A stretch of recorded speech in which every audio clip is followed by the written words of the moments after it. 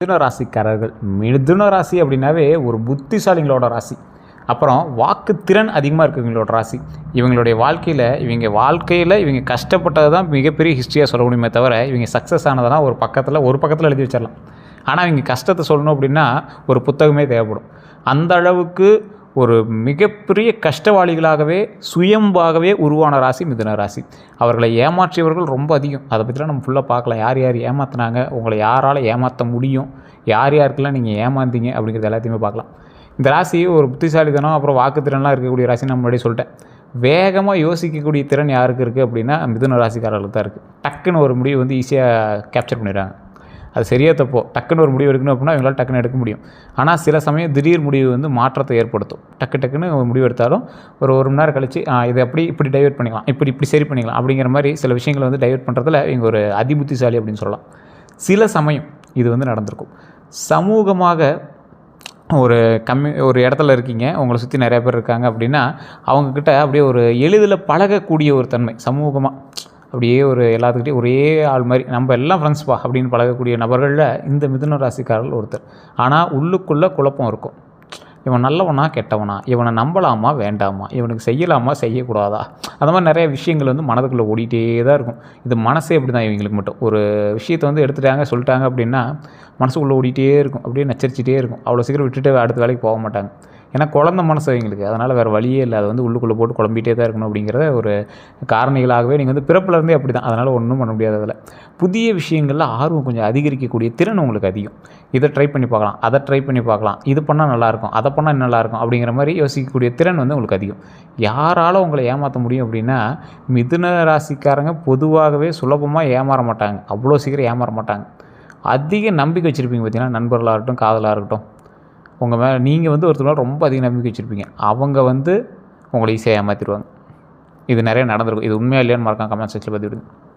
அதே மாதிரி உங்களை புகழ்ந்து பேசினாங்க அப்படின்னா நீங்கள் கொஞ்சம் ஆஃப் ஆயிடுவீங்க. இது இந்த ராசிக்கே உண்டான மிகப்பெரிய ட்ராபேக். அதே மாதிரி மனசாட்சியை பயன்படுத்துகிறவங்கிட்ட எமோஷனல் மனிப்புலேஷன், உங்கள் மனசாட்சியை பயன்படுத்தி அப்படியே டைவெர்ட் பண்ணுவாங்க. அவன் பாடுறா அப்படி இருக்காண்டா, இவன் பாடுறா இப்படி இருக்காண்டா, நீ எதாவது ஹெல்ப் பண்ணியிருந்தா ஆயிருக்குண்டா, இந்த மாதிரி அப்படியே உங்கள் ஃபேமிலியிலையோ ஏதோ ஒன்று எமோஷ்னலாக மனிப்புலேட் பண்ணுவாங்க பார்த்தீங்கன்னா, அவங்க மாதிரி ஆட்கள் உங்களை கொஞ்சம் டைவெர்ட் பண்ணுறதுக்கான வாய்ப்புகள் ரொம்ப அதிகம். யாரை அவங்க ஏமாற்றுவாங்க அப்படின்னா நேரடியாக ஏமாறுவது உங்களுக்கு குறையுங்க. நீங்கள் யார் மூலமாக அவ்வளோ சீக்கிரம் நேரடியாக ஏமாற மாட்டீங்க. ஆனால் உணர்ச்சி நிலை மாறுவதால் வாக்குறுதி காப்பாற்றாமல் போகலாம். ஸோ அதனால் நிறைய விஷயங்கள் நீங்கள் ஏமாற்றலாம். தவறான தகவல்களும் பாதி உண்மையும் சொல்ல வாய்ப்பு இருக்குது. நீங்கள் யாரையும் ஏமாற்றணும் இது வரைக்கும் எதுவுமே பண்ணது கிடையாது. தவறான தகவல்கள் வந்தது, அதன் மூலமாக வேறங்கிட்ட அந்த டெசிஷனை சொல்கிறது, தகவலை சொல்கிறது, அதன் மூலமாக நீங்கள் பாதி உண்மையை சொன்னது உண்டு. இனி வரக்கூடிய நாட்களில் இந்த மிதுன ராசிக்கு எப்படி இருக்க போகுது, 12 நாட்கள் எப்படி இருக்க போகுது, அதில் முதல் ஆரம்பம் எப்படி இருக்க போகுது, முதல் 5 நாட்கள் சிறிய மன அழுத்தம் உங்களுக்கு இருக்குங்க. வேலை டிலே ஆகும். அது கொஞ்சம் தான், ஒன்றும் பெரிய இதெல்லாம் கிடையாது. கொஞ்சம் அப்படியே நிதானமாக ஹேண்டில் பண்ணிங்க அப்படின்னா அதுக்குமே ஒரு வழி உண்டு. இந்த டைமில் நீங்கள் கடவுள் வழிபாடு ரொம்ப முக்கியம். எந்த பரிகாரம் பண்ணணும், வீட்டிலேருந்து அதை எப்படி பண்ணலாம் அப்படிங்கிறது நான் வீடியோ ஃபுல்லாக பார்த்தீங்க அப்படின்னா சொல்கிறேன். அதே போல் நிறையா பேர் சார் நீங்கள் சொல்கிறதெல்லாம் ஓகேங்க, எல்லாமே 90% செட் ஆகுது, ஜோதிட ரீதியாக நாங்கள் பார்க்கணும் அப்படிங்கிறீங்க. ஏன்னா மிதுன ராசி இப்போ நான் சொல்கிறேன் அப்படின்னா கிட்டத்தட்ட இந்தியாவில் மட்டுமே 12-13 கோடி பேர் மேலே இருப்பான். எல்லாத்துக்கும் ஒரே மாதிரி நடக்குதுன்னா நடக்கிறதில்ல. காரணம் முன்னாடியே சொன்னது தான்.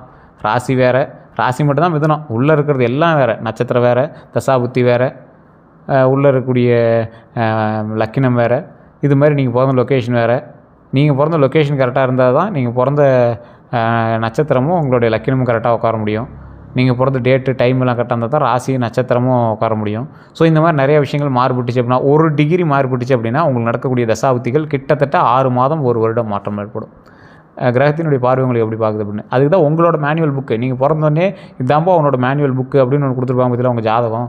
அதை வச்சா தான் செக் பண்ண முடியும். அதை நீங்கள் யாராவது செக் பண்ண அப்படின்னா கீழே ஜோதிடனுடைய நம்பர் கொடுத்துருங்க. ஜஸ்ட் கால் பண்ணுங்கள். அவர்கிட்ட நீங்கள் பேசி உங்களுடைய பிறந்த தேதி, பிறந்த நேரம், பிறந்த ஊர் சொன்னீங்க அப்படின்னா A to Z கம்ப்ளீட்டாக சொல்லிடுவாங்க. இதை நீங்கள் ப்ரமோஷனாக எடுத்துட்டாலும் சரி, அப்பாயின்மெண்ட் பேசிஸில் மட்டும்தான் பார்ப்பார். நீங்கள் வேணும் அப்படின்னா மட்டும் நீங்கள் பார்க்கலாம். ஏன்னா ஒரு விவிஐபி ஜோதிடர். ஸோ அந்தளவுக்கு தான் இருக்கும். நீங்கள் அப்பாயின்மெண்ட் பண்ணால் மட்டும்தான் நீங்கள் பேச முடியும். ஸோ நீங்கள் வெயிட் பண்ணுற மாதிரி தான் இருக்கும். அப்படி ஐடியா இருக்கிறவங்க மட்டும் பண்ணுங்கள், ஒன்றும் ப்ராப்ளம் இல்லை. அதே மாதிரி அடுத்த 7 நாட்கள், முதல் 5 நாட்களில் சிறிய மன அழுத்தம் இருக்கிறதுக்கான வாய்ப்புகள் உண்டு. அதுக்கப்புறம் வேலை டிலே ஆகும். அதுக்கப்புறம் கொஞ்சம் சரியாயிடும். அடுத்த 7 நாள் நல்ல செய்தி உங்களுக்கு வருங்க. வாய்ப்பு அதிகமாகவே இருக்குது. ஒன்றும் பெரிய பிரச்சனைலாம் கிடையாது. அடுத்த 7 நாளில் நல்ல செய்திகள் வரப்போகுது. பண வரவு சிறிது கூட போகுது. பண வரவு எப்படி சார் கூடும்? ஏற்கனவே செஞ்சுட்டு இருக்கிற தொழில் இல்லையா இல்லை எப்படி?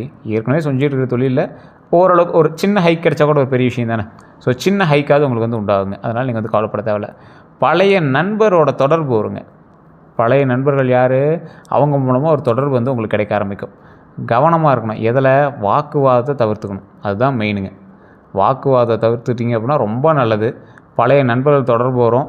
கவனமாக இருங்க. வாக்குவாதத்தை தவிர்த்துக்கோங்க. அதுதான் உங்களுக்கு வந்து மெயினாக சொல்லக்கூடிய ஒரு விஷயம் அப்படின்னு சொல்லலாம். மே மாதம் அப்படின்னு பார்த்திங்கன்னா வேலை தொழிலில் முன்னேற்றம் மெதுவாக இருக்கும், ஆனால் நிலையான வளர்ச்சியாக இருக்கும். இந்த ராசிக்காரர்கள் எப்போவுமே இப்போதைக்குன்னு பண்ண மாட்டாங்க. எது பண்ணாலும் லைஃப் லாங்காக எங்களுக்கு செட் ஆகணும் அப்படிங்கிற மாதிரி பண்ணுவாங்க. சில சமயத்தில் வேணால் இப்போதைக்கு அதை பண்ணலாம், அப்புறம் நம்ம சரி பண்ணிக்கலாம் அப்படின்னு பண்ணிங்களே தவிர முழுமையாக ஒரு ப்ரீ பிளான்டாக ஒர்க்காக இருக்கணும், நம்ம மைண்டை வந்து ஃபிக்ஸ் பண்ணி அதுக்காகவே செட்டில் பண்ணணும் அப்படிங்கிற மாதிரி நிறைய வந்து நீங்கள் உங்களுடைய வேலைகளை வந்து நீங்கள் அதிகமாக இன்வால்வ் பண்ண ஆரம்பிப்பீங்க. உங்களோட டைம் ஸ்பெண்ட் பண்ண ஆரம்பிப்பீங்க. இந்த ராசிக்காரர்களுக்கு பணம் அப்படின்னு பார்க்கும்போது செலவு அதிகம், சேமிப்பு கவனிக்க வேணும். செலவுகள் உங்களுக்கு அதிகம், சேமிப்பை நீங்கள் கவனிக்கணும் அப்படிங்கிறத மைண்டில் ஞாபகம் வச்சுக்கோங்க. உடல் ஆரோக்கியம் ரொம்ப முக்கியம். நரம்பு சோர்வு, தூக்கம் குறைவு, இதெல்லாம் வந்து ரொம்ப உங்களுக்கு வந்து ஏற்கனவே வந்து உங்களுக்கு சிக்கல்களில் இருந்த விஷயங்கள் இதெல்லாம். ஸோ அதெல்லாம் வந்து ரொம்ப டீப்பாக செக் பண்ணி அதெல்லாம் வந்து கரெக்டாக பார்த்துக்கிட்டு உடம்பு ஆரோக்கியமாக வச்சுட்டிங்க அப்படின்னா இன்னும் நீங்கள் வந்து செயல்படலாம். குதிரை வேகத்தில் செயல்படலாம். இன்னும் 10 குதிரை வேகத்தில் நீங்கள் வந்து செயல்படலாம். ஸோ உடல் ஆரோக்கியத்தில் மட்டும் நீங்கள் ரொம்ப எச்சரிக்கையாகணுங்கிறது மைண்ட் நல்லா ஞாபகம் வச்சுக்கோங்க. நரம்பு சோர்வு, நரம்பு சம்மந்தப்பட்ட விஷயங்கள் எதுவாக இருந்தாலும் உடனே டாக்டரை பார்த்துருங்க. உங்களுக்கு தலை வலிச்சாலும் சரி, இல்லை கை கால் வலிச்சாலும் சரி, இல்லை ஒரு நரம்பு வலி மாதிரி தெரியுது சார் அப்படின்னா உடனே டாக்டரை பார்த்துருங்க. உடம்புல எந்த விஷயமா இருந்தாலும் உடனே டாக்டரை பார்த்துக்கணும். நீங்களே ஒரு வைத்தியர் மாதிரி யூடியூப் பார்த்துட்டு கூகுளை பார்த்துட்டு சரி பண்ணுற விஷயங்கள் உங்களுக்கு அதிகமாகவே உண்டு. அதனால் நீங்கள் அதை மாதிரி பண்ண வேண்டாம். டாக்டரை பார்த்து செக் பண்ணிங்க அப்படின்னா உடம்பு ஆரோக்கியமாக வச்சுக்கலாம். காதல், குடும்பம் அந்த மாதிரி விஷயத்தில் வந்து பார்த்திங்கன்னா சிறிய மிஸ் அண்டர்ஸ்டாண்டிங் இருக்கிறதான வாய்ப்புகள் கொஞ்சம் அதிகம். பேசி தீர்த்துக்கலாம். ஸோ எதுவாக இருந்தாலும் பேசி கொஞ்சம் நிதானமாக பொறுமையாக அதை வந்து சால்வ் பண்ணிக்கிறது ரொம்பவே நல்லதுங்க. தமிழ் புத்தாண்டில் சித்திரை மாத பலன் அப்படின்னு பார்க்கும்போது நிறைய பேர் தமிழ் புத்தாண்டில் சித்திரை மாதம் பிறந்ததுலேருந்து சார் நிறைய வீடியோக்களை சொல்லியிருக்காங்க, நல்லா இருக்குன்னு சொல்லியிருக்காங்க, சூப்பராக இருக்குன்னு சொல்லியிருக்காங்க அப்படிலாம் நீங்கள் வந்து சொல்லுவீங்க. சார் நல்லா இருக்குங்க, மிதுன ராசிக்கு நல்லாவே இருக்குது. இருந்தாலும் மிதுன ராசியில் இருக்கிற எல்லாருக்கும் நல்லா இருக்குமான்னு கேட்டால் டவுட்டு தான். காரணம் என்னங்கிறது நீங்கள் ஃபஸ்ட்டு தெரிஞ்சுக்கணுங்க. நான் முன்னாடியே சொன்னது தான், உங்களோட ஜாதகம் வேறுங்க. எல்லா மிதுன ராசிக்காரனும் ஒரே மாதிரி நடந்தால் மிதுன ராசியில் ஒருத்தனை திடீர்னு லாட்ரி டிக்கெட் அடிச்சிருக்கோம், உங்களுக்கே அடிக்கலன்னு நீங்கள் யாராவது கேட்கலாமா வேண்டாமா? ஆமாம் தானே? ஸோ அப்படின்னா நீங்கள் என்ன பண்ணணும்? உங்களுடைய ஜாதகம்னு ஒன்று இருக்குது. உங்களோட தசாபுத்தி எதை பார்க்குது? சரி சார் உங்கள் ஜாதகம் சூப்பராக இருக்குது, எல்லாம் பர்ஃபெக்டாக இருக்குது, ஆனாலும் ஒன்றும் நல்லது நடக்கலையே. உங்கள் கூட இருக்கிறவங்க ஜாதகம், உங்களுடைய தாய் தந்தையரோ, கூட பிறந்தவங்களோ, இல்லை உங்களுடைய குழந்தைகளோ, அவங்க கூட இருக்கக்கூடிய ஜாதகம் அது செயல்படணுமில்ல, அது உங்களுக்கு ஈக்குவலாக வரணுமில்ல, அது கூட உங்களை டைவெர்ட் பண்ணலாம். ஒரு மனிதன் பிறக்கும்போது அவனோட ஒரு ஜாதகம் மட்டும் அவங்களோட வேலை செய்யுது அப்படின்னா அவன் மட்டும் தனியாக ஹேண்டில் ஆகி வந்துருப்பான். அவன் கூட இருக்கக்கூடிய மற்றவர்களுடைய ஜாதகமும் மேட்ச் ஆனால் மட்டும்தான் இவங்க வந்து மேலே வர முடியும். அப்படிங்கிறது ஒரு குடும்ப ரீதியான ஜாதக உண்மை அப்படிங்கிறத மைண்டில் ஞாபகம் வச்சுக்கணும்.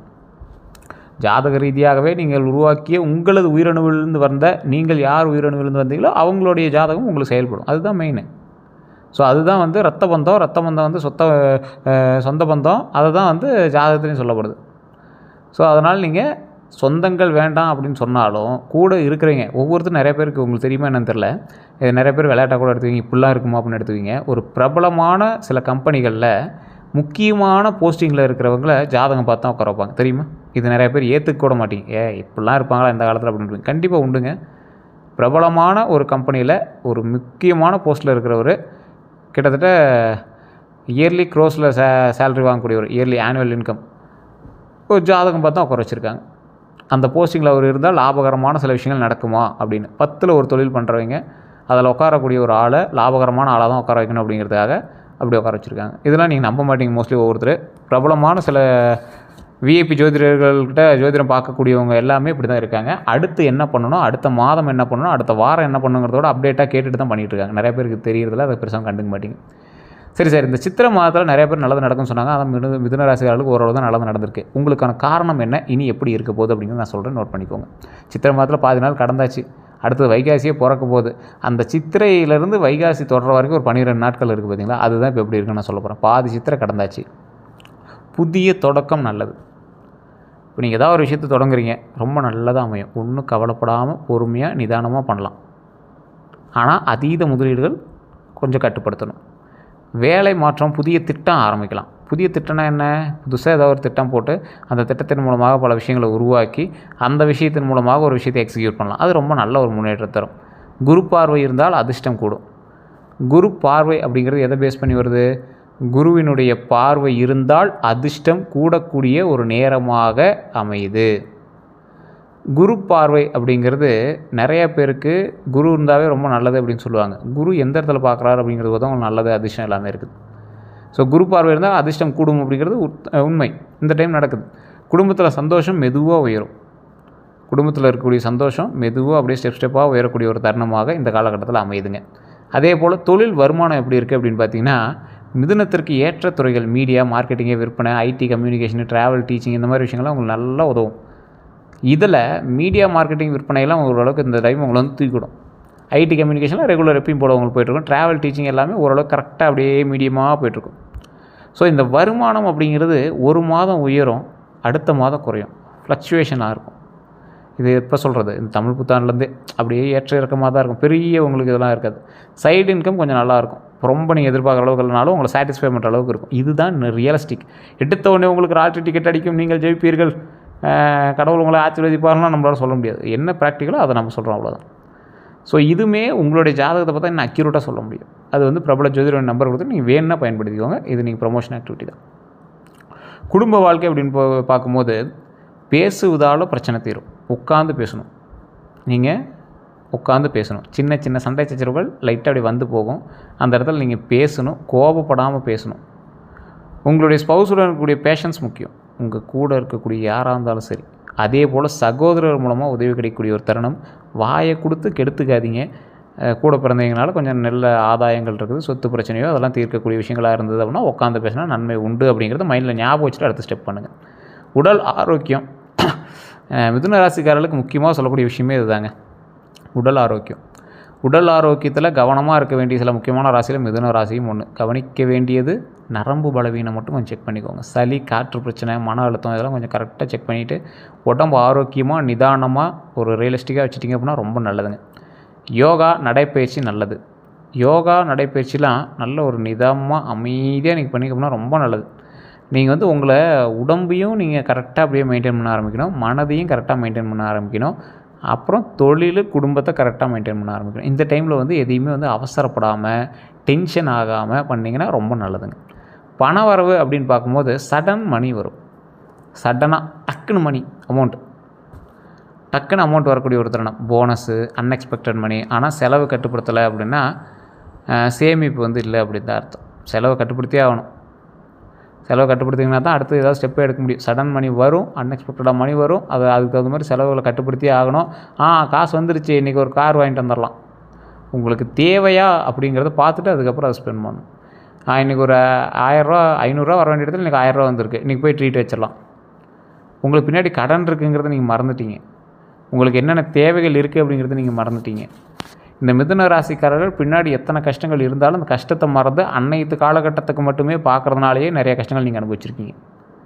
அதே போல் உங்கள் நண்பர்களும் உங்கள்கிட்ட பேசணும், பழகணவன், அக்கா, தங்கச்சி எல்லாருமே ரொம்ப பாசம் உங்களுக்கு. அந்த பாசத்தினுடைய வெளிப்பாடு நீங்கள் எல்லாமே கேட்டால் நீங்கள் எது வேணாலும் எடுத்து கொடுத்துருவீங்க. இவன் கேட்டால் எது வேணாலும் கொடுக்குறான், இவன்கிட்ட கேட்டால் கொடுப்பான் அப்படின்னு அவங்க வராங்க.